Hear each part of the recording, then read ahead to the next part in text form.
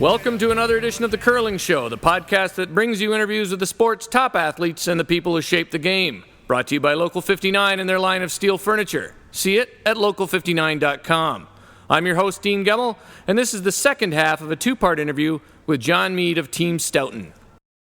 Let's talk a little bit about the WCT and the CCA. You guys were some of the leaders of the Brier boycott for a couple of years, and now that's, I think, come to a much better place than I ever thought it would, to be honest. How do you feel about the situation right now between the Tour and the CCA, and how do you think it's going to be going forward? Well, let me, if you'll indulge me for just a second. Absolutely. I cringe when I hear the word Brier boycott, because for most of us, that was never what it was about. It was never about boycotting the Brier.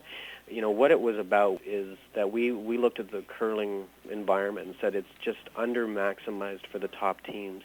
And it was never the CCA's job to go out and create an elite series of events to showcase the sport for certain players. They had their amateur events to run. They did them very well, and they did them in their own way. They were never supposed to go do that for us, even if we wanted them to do. So somebody approached us and said, look, guys, I will create a series of events exactly that you guys want, but I need some allegiance. I need to be able to showcase the best teams and have something different. And if you guys sign on to this as an exclusive, I'll create what you guys have always been asking for. So it's time to put up or shut up kind of deal.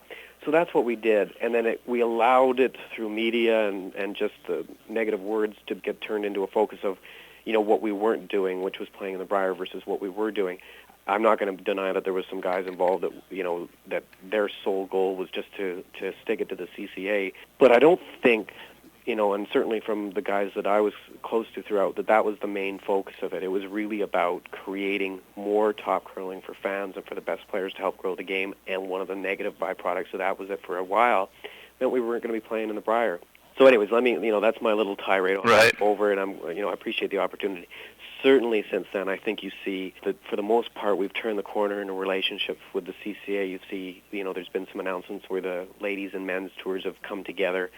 They're certainly working, everybody's back playing at everybody's events. There's a lot more communication and coordination between all these associations on timing. And you see ranking systems for Canadian teams that the CCA puts out that involves, all of the events, including slams, and very good relative weightings, so that our 4 Grand Slams, or 3 Grand Slams plus our championship, actually had a big impact on how guys qualified for the trials. So, I think that absolutely some eggs were broken in the process, but, I think at the end of the day, this sport has grown and the profile's even larger, and fans are happy because they get to watch a lot more great playing, and more people are, getting to know guys on a regular basis as opposed to once a year at the Brier. I think you make a good point. I think looking back, the whole thing turned out a lot better than I thought it would a few years ago, to be honest, and I think you make a number of excellent points there about the Tour versus the CCA. And, I think only now curling fans are starting to realize that maybe you guys weren't anti-Brier. You were just trying to grow the game on some level. And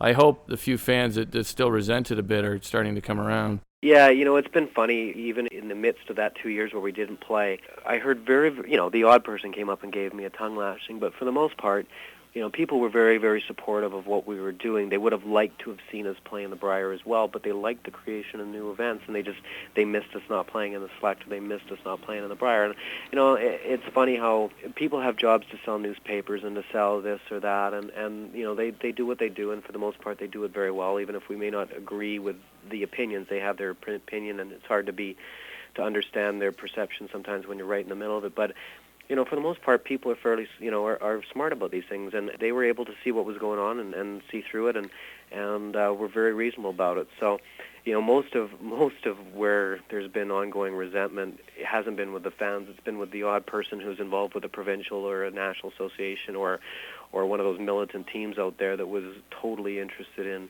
in hurting somebody as opposed to doing something progressive. But those are so few and far between that it's negligible at best. Yeah, I think it is. I think just one of the things is that the Brier is a great event for a number of specific reasons, and I think people get concerned about that. But going forward, I can't see it being anything but better to have more great events that you have now, and the Tour seems to be developing pretty well. So I hope so, yeah. What do you think about the CCA, CBC television coverage debacle?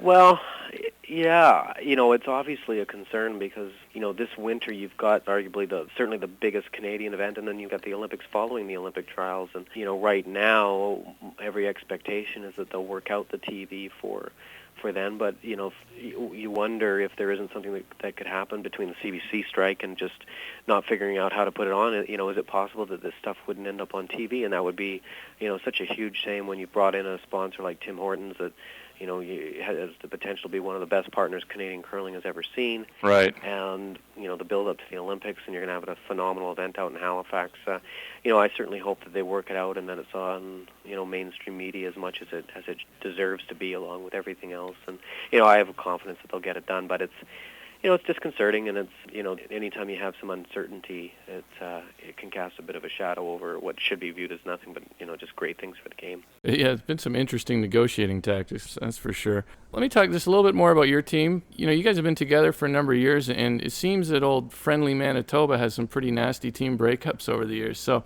I'm wondering what makes your team tick and how you've stayed intact pretty much for quite a while. Well, I think there's a number of factors. I think number one, generally speaking, we look around and to a T, I think we're all pretty happy with what we have. I think that we, for us to look around and say where is the next best opportunity in this province, I don't think that it's easy to come up with one. So number one, we're pretty content in what we have on the table.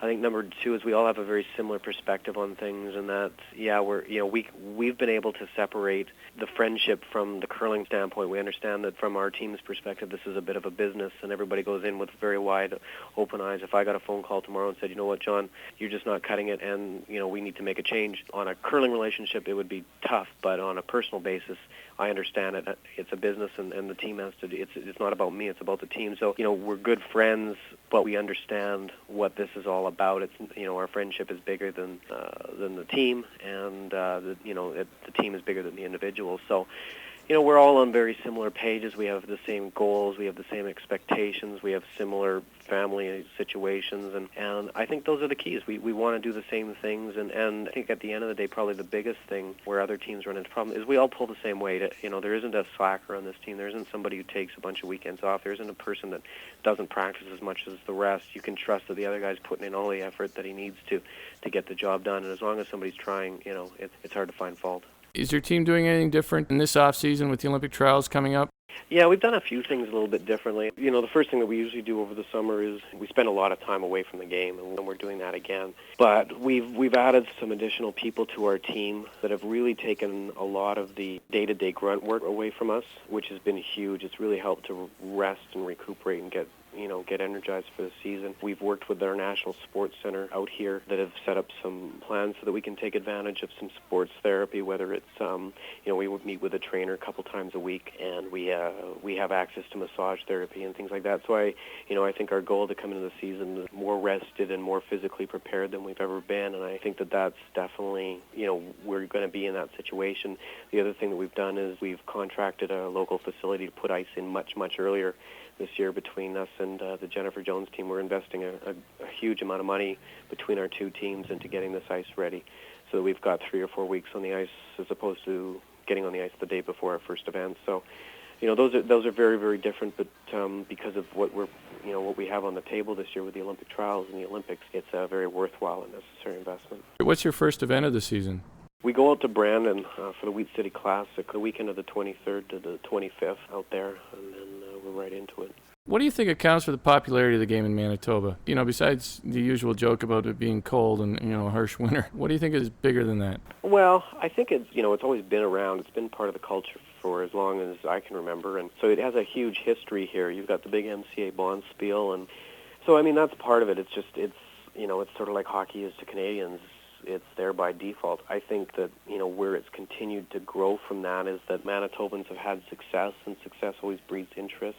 Certainly, the climate is conducive to that. You get 6 good months of winter here, so, to find things to do, we've got so many clubs around here. It's very easy for people to get into the game. And pick up with what they're seeing on TV with their local teams. So, it's all of those combined, and I think, with all of the clubs and the access to ice, it's just very, very easy to get involved, because if you don't know somebody that curls, you know somebody whose family who curls a lot. So people are just exposed to it out here. The last question, you've played in international events. What do you think it'll take for the game to grow outside of Canada? Well, I think the first thing that we have to really do to make sure that the game grows outside of Canada is make sure it stays healthy in Canada. I think that if we take our eye off that as a national body or local bodies, that if we start worrying too much about what's happening in the U.S. or Japan or China or wherever the case may be, and we neglect Canadian curling, it's a short-term situation. So that's the key, I think, first off, is that we really, really have to focus on continuing to grow the game at the grassroots level, and the curling clubs have good support, and that there's school leagues. I know out here that they're starting more school leagues, and the real emphasis at the provincial level to get it back into the schools. And I think those things are key. After that, I think probably the biggest thing is to make sure that it maintains a strong Olympic status, because that will be the real catalyst to get other countries around the world heavily involved in it, and then from there you can grow international events, get teams over here from Norway and Sweden coming over here for the Grand Slam events. Maybe you can get another international event, things like that. Those are the biggest keys. There's no magic way to get somebody in Washington excited about curling other than long-term exposure to it. And I think Canada's the key to that. I think we have to make sure that the game here is growing. The rest of it will take care of itself. Yeah, I think you're absolutely right. I mean, if it's not healthy there, I think people get concerned about the game from time to time, but I think it is pretty healthy, and I think some of the things you guys are doing with the tour are going to make it healthier in the future. So, hey, I know you guys have some good sponsors. I don't know if you want to mention any of them here or mention the company you work for before we go. Yeah, that's really nice, Dina. The team Stoughton, our major sponsor for the last 5-6 years has been Kubota Canada, which builds tractors and backhoes and things of that nature, small to medium-sized equipment that you might see on a farm, you might see on a golf course, you might see mowing the boulevard in your city. They've been just a incredible amount of support for us, both financially and we've developed some great personal relationships with our local rep, Bob Inkster, and at the national level with John Gilliland, their national marketing manager. Tremendous people, and we wouldn't be in the situation that we're in without them. And then we also have some great support from Asham Curling Supplies. We have the best equipment in the world because of them, and we've had some great opportunities. I work at Mondetta Clothing, and Mondetta works with Asham to build some wonderful curling equipment, some apparel that we get to play in, and then we've had some other great support from sponsors like Air Canada, who helps us with our flights, and Performance Brushes with all of our equipment, and even there's other support from companies like Fabutan and places like that. So we are very, very fortunate with the corporate support we've got, and because at this day and age, it's hard enough to find money to put in your gas tank, never mind to invest in a curling team. So we're pretty fortunate. It's great that you have that kind of support. So look, it was a pleasure speaking with you, John. I appreciate your time. No matter who wins the trials next year, I just think I'm really looking forward to it, because I think it's going to be such a great event, and I hope maybe we have a chance to talk to you in the season. I'd look forward to it, Dean. Thanks very much, and I really appreciate the opportunity, and had a good time. All right, thanks, John. Okay, take care. Bye. Bye.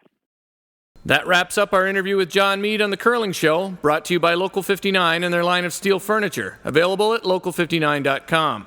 Thanks for listening. Here's more from Toronto's Black Pudding. Send us an email for booking information.